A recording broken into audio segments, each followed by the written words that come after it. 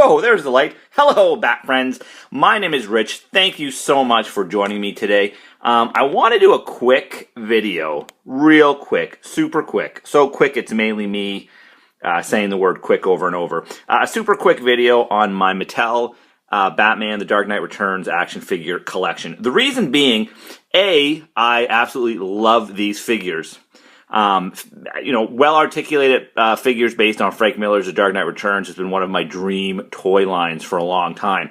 The other reason is when I was in Florida, I picked up this amazing Dark Knight Returns Joker, and I talked about it when I did my haul video for Celebration, but the emphasis on that was mainly Star Wars, so I didn't really talk a whole lot about him. So I wanted to take this opportunity to say what an amazing figure this is. I'm pretty sure this is all new tooling because, Mattel does have a suit buck that they've used over and over and over again for their DC figures that required a suit, but none of them have been this bulky and this beefy. So maybe the hands have been used before, but you know what? I'm pretty sure this is all new. Even that gun doesn't look familiar. So an all new sculpt based on Frank Miller's Dark Knight Returns, his version of Joker, even better than this amazing action figure. Like I said, he comes with the gun, also comes with this knife. Where is it? This knife. And it's fine. But the big draw is he comes with an alternate head, which is after he gets, spoiler alert if you haven't read The Dark Knight Returns, after he gets his neck broke and a batarang in the eye. This is amazing. And it does come with this batarang that fits in a little slot in the eye. That is amazing. What a time to be alive when we get this. Like I said, I have always dreamed of an action figure line based on Frank Miller's The Dark Knight Returns. DC Collectibles / DC Direct did do some Dark Knight Returns action figures. They looked good, but they weren't very posable. Very limited articulation, and they only did 4 figures. They did Batman, Superman, Joker, and Carrie Kelly Robin, and various repaints thereof. So then when Mattel, they first did a Batman figure, they just did a Dark Knight Returns Batman several years ago. It wasn't in their regular DC Universe Classics line. It was one of the many sort of spin-off lines. It was a Batman-centric line.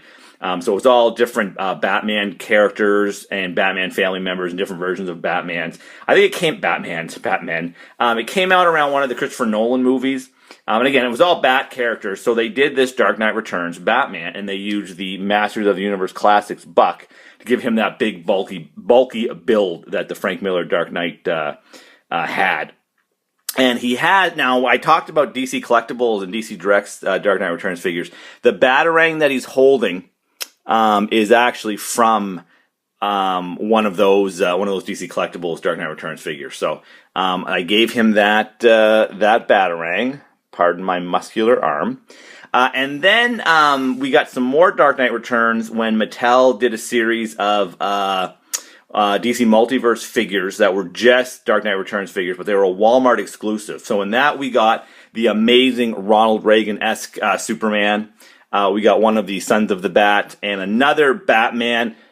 Basically a repaint of this one with a different head, but he's wearing the blue and gray with the yellow oval bat suit. So I didn't want to display that here because it's so similar to that one. So that was cool. Now, they weren't released in Canada, so I did have to track those down.